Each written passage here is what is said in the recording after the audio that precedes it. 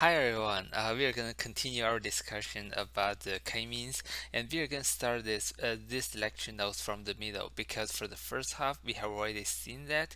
I just added a few more things we want to discuss. Okay, so let's go down. Okay, so here, in the last lecture, we tried the n clusters to be two of compare that with the original original labels, and what we found was since three of the clusters they are quite they're stayed kind of together here in this area, and we it kind of makes sense that we cluster all the samples into two clusters, right? So the next thing is, well, how do we evaluate the clustering result, and how do we know what is the k-value we want to pick?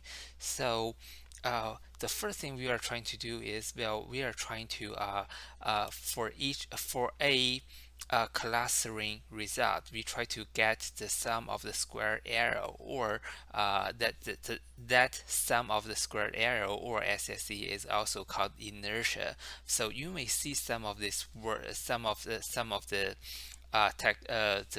blogs, or some other places may use the word inertia. Well, it just means the sum of the square arrow. Okay, so what we want to do is we want to create a function called the Kmeans SSE. So it will take a number as a k-value in the dataset. It will cluster all the samples with the k-means, and then it will for each of the cluster, and then it will get the sum of the squared arrow, or the inertia. Okay, so the very first thing is I find a cool way to do the Euclidean distance. I didn't create this method. I did a Google search and find it's very cool, and I decided I want to take a look on this one. So this is not a function written by myself, and I want to try and see if this function works well. And usually when you grab some other people's code, then you may want to do similar thing. So how to test it? Well, that's very easy. I create one sample and another sample. So that is the xy coordinates 1, 1, and 2, 2, right? So if we want to, I want to call this function and get the distance, and then, well, I should know that the distance between those two samples should be the square root of 2. So I call this function and I got the result, and yes, it is indeed the square root of 2. So, well, I'm going to just use this one for the Euclidean distance. Okay, so the next part, well, I create a function called Kmeans SSE, and I'm taking the number of clusters and then the dataset. And for this part of the code, what I'm trying to do is I try to get the k-nearest neighbor, the k-means model, and then after that, I'm gonna try to for each of the sample in the dataset, I'm going to calculate the distance between that sample to the cluster centroid, and eventually I add everything together, and then I got the total of the squared arrow. And remember, one thing is, well, for this distance matrix, we got the Euclidean distance. So for this part, well, the Euclidean distance is the square root of 2. But if you're trying to get the squared arrow, and then it should be 2 instead of square 2. So in this case, I did a additional powers 2 here. And another thing is, well, I did a divided by 2. Well, remember in the original dataset, we have 4 clusters, and then for each of the cluster, we have 50 samples. So there are a total of 200 samples. But if you try to get the size, so if you want to get the size of the dataset, and actually you will have the 400. So I have to do a divided by 2 here. So you may ask, what really happened?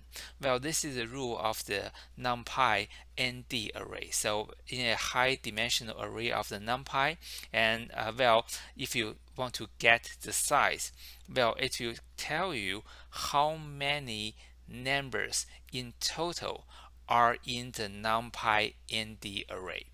Okay, so this is an example I created by myself. I created a 3D array which is 3 by 5 by 2.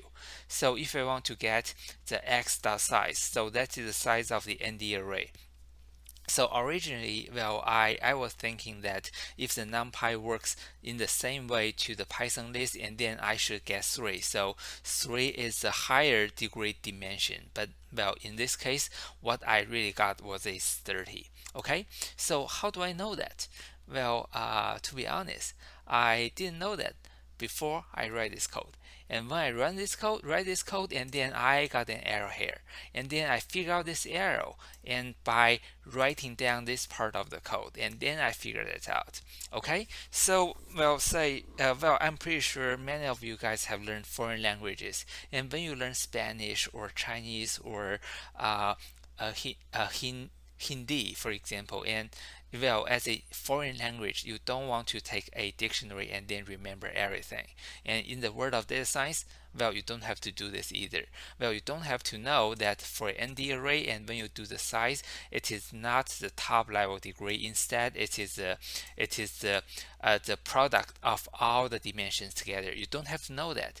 But when you have some of the error message, you should be able to write some additional code like this one, and then try to figure that out for yourself. And another part I want to emphasize is here.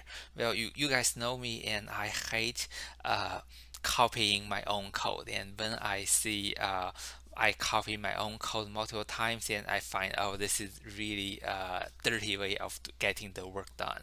And usually later I'm going to spend time and try to put that into a function. And here I have done this. And for this function, well, we just take two parameters, the how many clusters we want to put the samples into, and then the data set, and then it will return me the total of the SSE and total of the sum of the squared error, right? So, well, if I want to use this part of code in another data set, no problem. I just copy that, and then I can move that to another Jupyter notebook. So, well, remember, as a data scientist, you should be able to write code, of course, and you also need to know how to write good code. Okay, so, well, let's move on. If we want to try to if we cluster all the samples into 10 clusters, and then this is what we got. Okay, so we will have the total SSE, and then it will also show a plot for us. And then for the total SSE 11, we are trying to cluster all the samples into 11 clusters, and then this is the result. So the next part, well, the question is still there. How do we know what is the k value we want to pick? Well, we still don't know that. However, using the SSE, well, it can give us some idea on how good the clustering result is. Well, and it seems that from 10 clusters to 11 clusters, we are having a lower total SSE. And I want to ask you, if you see a total if you for one cluster, so let's just consider one cluster. For one cluster, if you see the SSE is low, what does that mean? For just one cluster, and you calculate the SSE of all the samples in that cluster, and you find that the SSE is really low. What does that mean? This means all the samples in the cluster are quite close to each other, and all the samples in this cluster are quite close to the centroid, right? So is that a good cluster or not?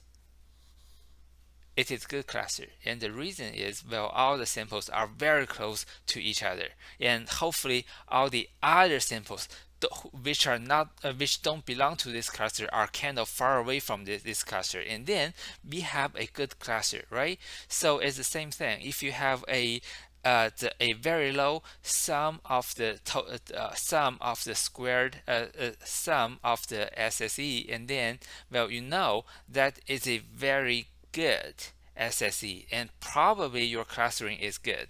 However, when you decrease the number of the k, what is going to happen? Well, if you consider the extreme case, we have 200 samples, and then we are clustering the samples into 200 clusters. What are we gonna have? What will be the total of the SSE if we are clustering 200 samples into 200 clusters? That's 0, right? So this is the point. So we will always see the SSE decrease when we want to increase the value of the K. So how about we try to do an eyeball method? And this is the part we have already done, and that is if we want to try different k values in the k nearest neighbor, we have already done that, and we want to do the same thing for the k means. Okay, so I created a list of the SSE, and then I try all the k values from 1 to 40, and for each of the k value, and then I try to call this function. So I'm calling the k means SSE, and then I want to append the total, the sum of the SSE to the SSE list. Okay, so and then I want to do a plot. Well, as you can see, if the k is 1, and then I'm putting all the samples into one huge cluster, and then, well, you can imagine, well, the SSE is going to be very high. And then when I use 2, and then, well, the SSE drop a lot, and then 3 it drops, and 4 it drops, and what I can see is after 4 the SSE is still dropping, that's for sure. So SSE is always dropping when we increase the k value. However, after 4, the SSE is still dropping, but the dropping rate, the speed of the decrease of the SSE is slowed down a lot, right? So here is how do we pick the k value. So we want to pick the k value where if we want to increase that again, the drop of the SSE is not that significant. Okay, so this is how we can pick the k value. Okay, I guess this video is already long enough, and I'm going to pause here, and I will see you in the next video.